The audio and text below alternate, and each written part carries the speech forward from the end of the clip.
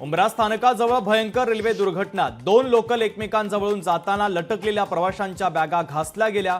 लोकलमधून 13 प्रवाशी पडले, 4घांचा मृत्यू। रेल्वे प्रशासनाची माहिती।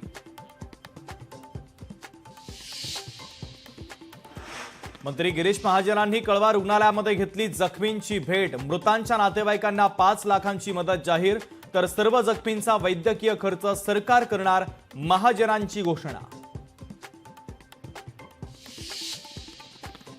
मुंब्रा लोकल दुर्घटनेमध्ये का जीआरपी कर्मचाऱ्याचाही मृत्यू। विकी बाबासाहेब मुख्यादल यांनी अपघातात आपले प्राण गमावले।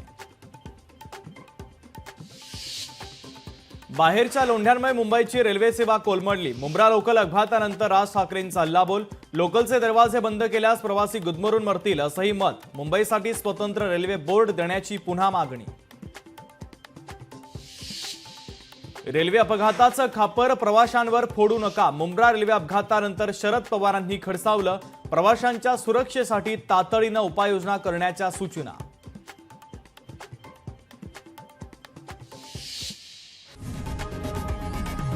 लोकशाही मराठी ऐका, पहा, जागरूक रहा।